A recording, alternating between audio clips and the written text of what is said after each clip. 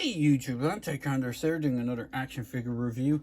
Now, this is one I didn't hold the box for, but essentially what it is, it's one of the Warhammer 40,000 or Warhammer 40k figures from McFarlane, and it is the Ultramarines Reiver, I think they're called. Now, this is the box for the Artist Proof Hellblaster, so this is not the box that came in, but it's just an example of what the box looks like for these. It's still the same standard affair that all the kind of 40k boxes look like. The only difference is on the back of the box for the Reiver, I think they're called, or Revier, I think. I know I'm probably butchering the name. On the back of the box, it just has a big image of the figure, and it doesn't showcase any other figures that are in that wave. Now, as far as I know of, off the top of my head, the figures that are in the wave with this is the Gene Stealer, both normal and artist proof, and there is a artist proof version of this guy with a slightly different helmet. I think that's the only difference, really. It has his helmet has the half mask kind of thing, so it has the faceplate kind of with the skull on it, and it's not a full skull because you can see the eyes, and then the rest of the helmet is just like a normal head. But he does come with a few accessories. Now, his backpack is a separate piece. It is separate in the box, so I'll show case what comes loose in the box. So it comes with the standard affair base plate. So this is the standard McFarlane base plate. That it comes with several of the franchises that he works or has figures for. So Witcher, Avatar, the DC Multiverse, and that's Avatar, the Legend of Aang, not the new Avatar figures, which he is releasing. I don't have any of those yet, but I would imagine they come with a similar base. In fact, even the Vox Machina ones come with that base. And who else comes with it? Is there any other line that I'm missing? DC Multiverse. That's it, really. I know I'm probably missing one line. Oh, the Stranger Things figures those actually came with clear bases. They didn't come with the same kind of flat base. So I think most of those lines that I mentioned come with the black base with the little foot peg. He comes with his standard Reiver backpack, which is different to a normal Marine backpack. I'll bring a normal Marine in a little bit later so you can see the two together. Because there is one thing I want to point out on this guy. Is quite kind of interesting. He comes with a kind of more standard issue looking bolter. I'm not sure if these actually have a specific name, because I know the original ones way back when were called bolters, then they became bolt rifles. You have bolt pistols, and these appear to be kind of more classic bolters. Even though they look a slight bit different, they're kind of different to the ones that came with the Sisters of Battle, which are bolters as well. They actually have an extra handle. You can have them hold it with two hands with the handle piece, but it looks a little bit better if you have the two-handed with the kind of underarm grip. Now, what you'll have to do when you get this guy out of the packaging is you will have to heat up this hand, because the hand isn't very stretched out very much for a under the barrel grip. It's more designed to hold this kind of front piece. So it is what you want it to be. If you wanted to have the two holding the two pieces by the grips and the trigger and the grip, or if you want to have him holding it under the barrel. So there is that. Sculpt wise, he's pretty cool. I don't think there's too many reused parts on this guy. Now, from what I can tell, I would imagine the backpack is a slight reuse. Now, it's more of a retool than a reuse. These upper arms, this lower arm, I think the arms themselves in both cases are pretty much just a reuse. The legs, I think, are also a reuse for the upper piece, but the lower legs are all new. The waist piece looks like it is new as well. and you have this upper diaphragm piece, or the waist chest section, which is new, and this armor plate, even though it looks like it's a retool, I would imagine it's more of a retool than a reuse. So hang on, I'm gonna just pop my camera about the channel a bit, because while I was mumbling on about stuff, the helmet is a retool again, a kind of reuse retool. So probably the best thing to do is, if I'll just do a 360 of him. Now he has the assault logo, or this chapter for the assault guys. They have this kind of logo. Tactical has a big arrow pointing upwards. Devastators have a different logo. You have the Ultramarine logo here on one side, and you have a white knee pad with a blue Ultramarine logo on the left hand side, which is different to the original release, which had, if I bring it in, this is the first version Marine that they did, and you can see, if I just bring them up, the logo is on the right knee instead of the left. Now this is a sergeant, as denoted by the red skull in the middle of the company logos. So he is an Ultramarine captain, or sorry, Ultramarine sergeant.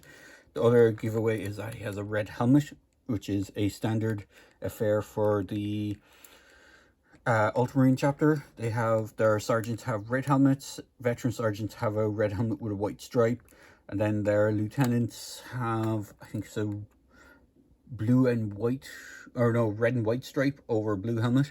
So there's different ways of showing it. Now the one thing I want to showcase, I'm not sure if you can see it here, but it is interesting. So when I did my custom, I did a custom using the artist proof version of the first release figure. Now I don't have that to hand, but the blue that I use for mine is called McCrag blue, which is available from Games Workshop directly as a both spray can or rattle can form and in paint form.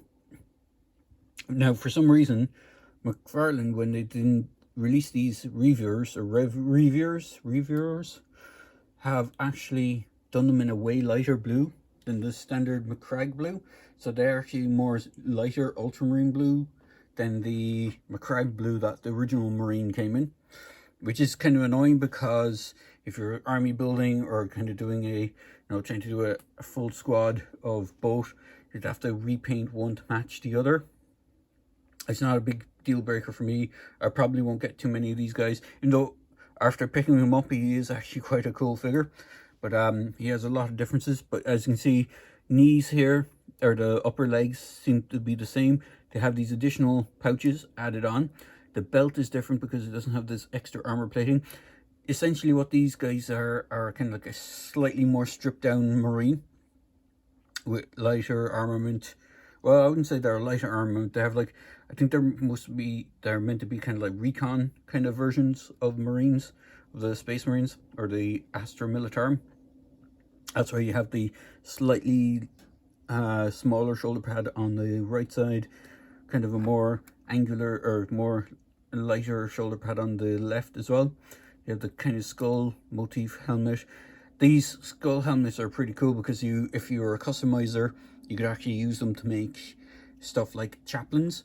So like a chaplain, a Space Marine chaplain is like a special character type thing where they have like a skull-like motif for their helmet, and then their armor is all black, kind of similar to how you do this guy. You could like pop the head off this guy, swap it over, repaint the armor. You'd have to do a lot of customizing on them because they have a lot of skulls, more skulls than normal on one of these. But you could customize one into a chaplain if you so wanted. Now the hands, arms, as you can see, look identical to the original release. I can't see any difference between. Now I know this right arm has this extra plate over here. Now on the artist proof it doesn't have that, and the artist proof arm just looks exactly like this. So there is that. Backpacks as well. Actually, if I turn around the backpacks, you can see how similar in design the backpacks are. They're not identical because you have these articulating flaps on these ones. I'm not sure what this these are, because I don't actually have any of the Primaris Reivers for my army, so I'm not sure if these are supposed to be like jump packs or something, to like a cloaking device or something along those lines. You can see they did retool the backpack. The vents here on the back are a lot more in-depth, and you don't have these ridges on the top, but overall it's pretty much the same backpack, just retooled a bit. Again, these vents are not painted. They should sort of be this kind of grey. In fact, I think these should be a metallic color. So I did repaint one of mine to have the metallic color on it. But overall, it's pretty much a similar articulation as well. So if you have one of these, you're kind of familiar with how the articulation works. There is a few extra joints. So you have the shoulders can pop up. They will pop out of the socket if you go too far, but they move up. They're on a joint. There is a upper bicep swivel. There is the shoulder pad is actually on a ball joint. The arms are on double joints. You can get a good range of movement on the arms. You have a ball joint for the wrist and a swivel. Now, the way these are done is you have to align the joint to the way you want it. So if you want the arm to go vertical, up and down, or sorry, yeah, vertical, you articulate it that way. Or if you want to go horizontal, you rotate it the way you want, and then you can rotate the hand so go in and out. So it's up to you which way you want the arm to go. The arm can turn 360 if you just move out of the way of the backpack, as again those backpacks have that little articulation flap. The backpacks themselves don't seem to do anything. What's interesting as well is on the Joy Toy versions of these backpacks, even for any of the Space Marines that I've gotten, these vent parts seem to rotate. McFarlane do not. Doesn't seem to add that articulation point to his ones, or to their ones. There's an upper diaphragm. You got upper, lower. You got some good movement in both. Legs can splay out that much. They're not too much hindered as much as the first version is, but it can kick forward, can kick back. There's no real thigh swivel to speak of. You have dual jointed knees, which the original figure does have. It's just harder to see because this knee part is actually part of this of the boot, but there is a dual joint in those. And then you have these kind of weird ankles. I'm not sure if it's just mine because it looks like they're at an angle, but you can see they're not. If I line up the leg, oh yeah, there's slight swivel as well on the lower leg, but if I line up the leg, you can see the joint kind of doesn't match up. If I was to draw a line down it, the joint should be about here, but it's actually slightly off, and there is a side to side on it. So I don't know if it's just mine or it's the way it's done, but you can see the hinge in it. And another new piece is the toe articulation, which wasn't on the previous Marines. So there is some new articulation mixed in with the old, so it is interesting. In fact, if I bring this guy around, you can see there is the dual joints. It's just harder to see because this piece technically should be a separate part like those, but the way they did them on these figures is they actually incorporated into the armor plating. So, but overall, I do like them. And you have like paint apps for the gold for this the skull and crossbones almost like thing. You have these grenades. They're non-removable. I'll just bring the head sculpt. The head sculpt has some nice paint apps as well. It is on a kind of ball joint, so it's actually on a dual ball joint. There's one at the base of this plate here, and then there's one on the head, so you can get some good range of movement on that. And overall, he's not too bad. So, and if you want to, you just grab the pistol. If you wanted to give him a chain for whatever reason, you can give him a bolt, the bolt pistol. Of course, he's going to fall down on me. Oh yeah, he does have 2 peg holes on the bottom of the feet. So if I just pop the chainsaw off this guy, you can arm them with a chainsword and bolt pistol if you want to. I'm not sure if they actually have that armament option in game, but if you want to do it for the figure, you can do so. You just require having to pick up any of the assault intercessors that come with that, or if you want to, you can give them the weapon from the Hellblaster, but I know those guys are not, they don't have those. But if you want to, you can do the Hellblaster stuff, or if you have access to it and you have a 3D printer, there is plenty of kind of STL files out there for different marine weapons that you can make. I'm gonna pop this back into his hand. Different marine weapons that you can make to kind of outfit these guys with alternate weapons. But again, it's up to your own devices whether you can find STL files that will fit, or the actual or pay for some on eBay or some places like that, because I know there's a few places that are selling alternate weapon options for these guys, and backpacks and heads and stuff. So it's all up to yourself. But overall, he's not a bad figure. It is a shame that the blue isn't carried over. Now, I do have a few other figures for the 40k line coming, which I will try and get a review. I have one of the Chaos Marines, and I have the Dark Angel Intercessor, which I think is an Assault Intercessor again, so he has the same armament as this guy. Just he's done in the Dark Angel's livery. So overall, he's not too bad. I'll just bring this Raven Guard guy back in so you can see how the different Space Marine chapters kind of look. I'm not sure how many different Space Marine chapters McFarlane will go into.